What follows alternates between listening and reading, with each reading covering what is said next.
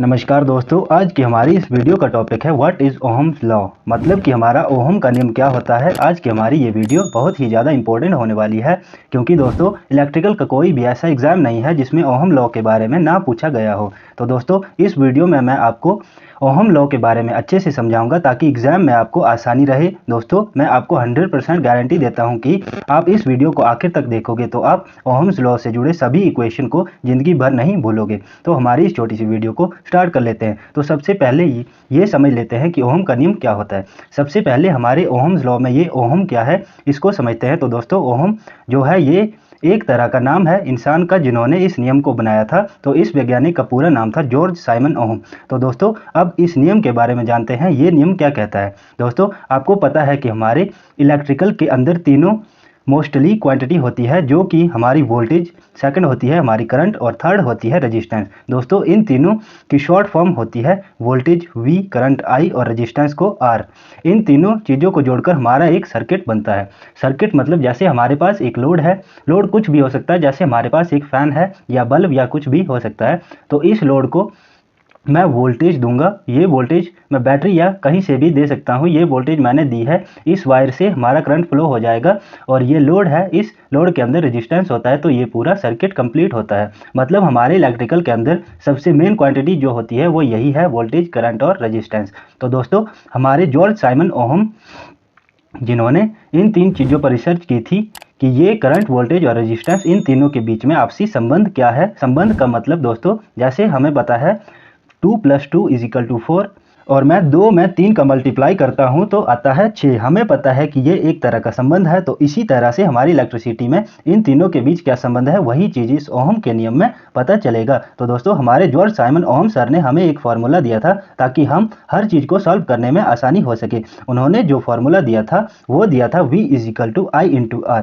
यह फार्मूला हमारे voltage, current और रेजिस्टेंस इन तीनों के बीच संबंध को बताता है। दोस्तों अगर आप इस फार्मूले को इस प्रकार से लिखोगे तो आपको आसानी से याद रहेगा और आपको ओहम्स लॉ के कई सारे फार्मूले भी क्लियर हो जाएंगे। तो यहाँ पर मैंने ओहम लॉ को लिखा है V = I × R, मतलब वोल्टेज बराबर करंट इंटू रेजिस्टेंस। मतलब मैंने करंट और रेजिस्टेंस को मल्टीप्लाई किया तो मेरा वोल्टेज आ जाएगा। तो दोस्तों मैंने इस तरीके से लिख दिया है, V ऊपर लिख दिया है, फिर I लिख दिया और फिर R लिख दिया। आपको भी इसी तरीके से लिखना है। तो दोस्तों अब हम इन तीनों के बीच संबंध को समझ लेते हैं।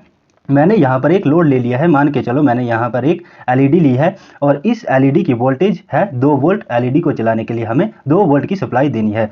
तो यहाँ पर एक प्रॉब्लम है आ रही है कि हमारी जो LED 24 वोल्ट की है, पर मेरे पास बैटरी है, वो बैटरी 9 वोल्ट की है। अगर मैं इस बैटरी से हमारी LED को जलाऊंगा तो हमारी LED हैंड टू हैंड खराब हो जाएगी। तो दोस्तों अब मैं इस बैटरी को कैसे चलाऊंगा, इस 9 वोल्ट की बैटरी से। तो दोस्तों इस समय काम आएगा हमारे ओहम का नियम। दोस्तों एक बात हमेशा ध्यान में रखना है कि ओहम का नियम क्या कहता है कि मेरे पास इन तीनों में से कोई दो चीज़ों का पता होना चाहिए। मतलब कि अगर मेरे पास वोल्टेज है और करंट भी है तो मैं रेजिस्टेंस का पता कर सकता हूं। मतलब इन तीनों में से कोई भी दो वैल्यू आपको मालूम होनी चाहिए। तो दोस्तों आपको भी पता है कि जब हमारे पास किसी भी लोड को देखते हैं तो वहाँ पर वोल्टेज लिखा होता है और इसके साथ में उसका करंट भी लिखा रहता है कि हमारी LED करंट कितना लेगी। जैसे मैं मान लेता हूं कि हमारी LED करंट लेगी 20 मिली एम्पियर।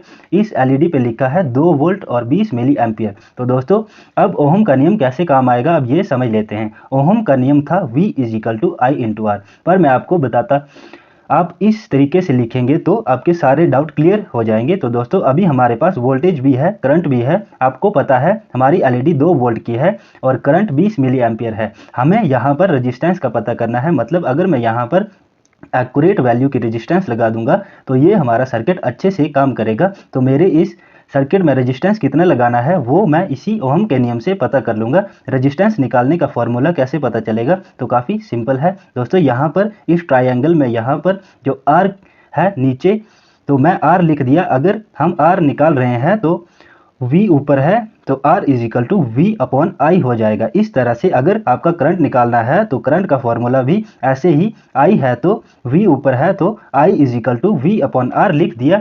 इसके अलावा अगर वोल्टेज निकालना है तो V ऊपर है और I और R नीचे आता है तो I × R हो जाएगा। तो ये हमारे ओहम्स लॉ के 3 फार्मूले होते हैं। तो दोस्तों अभी हमारा रेजिस्टेंस का फॉर्मूला काम आएगा क्योंकि हमें रेजिस्टेंस निकालना है। और वो भी एक्यूरेट। तो यहाँ पर R इजिकल टू वोल्टेज, ये कौन सी लिखूंगा, एलईडी वाली या फिर बैटरी वाली। तो दोस्तों यहाँ पर हमारे पास वोल्टेज कितनी है, 9 वोल्ट, हमें कितनी चाहिए, 2 वोल्ट। तो मैं यहाँ पर 9 वोल्ट में से 2 वोल्ट घटा लूंगा, मतलब कि 7 वोल्ट लिख दूंगा। और हमारी एलईडी कितना करंट ले रही है, 20 मिली एम्पियर। तो मैं यहाँ पर 20 मिली एम्पियर डायरेक्ट नहीं लिखूंगा, मैं यहाँ पर लिखूंगा 0.02 एम्पियर। दोस्तों मैं ऐसा इसलिए लिख रहा हूँ क्योंकि हमारा जो 1 एम्पियर होता है, उस 1 एम्पियर के अंदर 1000 मिली एम्पियर होते हैं। तो 20 मिली एम्पियर को 1 एम्पियर में बदलने के लिए 20 भाजक 1000 कर दूंगा, तो मेरा यहाँ पर 0.02 आ जाएगा। तो दोस्तों अब हम 7 वोल्ट और 0.02 का भाग करेंगे। तो दोस्तों इसका भाग करने पर हमें प्राप्त हुआ 350 ओम, मतलब कि हमें इस सर्किट के अंदर यहाँ पर 350 ओम का रेजिस्टेंस लगाना है, तब ये हमारा एलईडी जलेगा और ये एलईडी खराब भी नहीं होगा। तो दोस्तों आपको ये मेरी वीडियो कैसी लगी, लाइक करके जरूर बताएं। और अगर आप इलेक्ट्रिकल एग्जाम की तैयारी कर रहे हो तो हमारे इस यूट्यूब चैनल को जरूर से सब्सक्राइब कर दीजिए। मिलते हैं नेक्स्ट वीडियो में।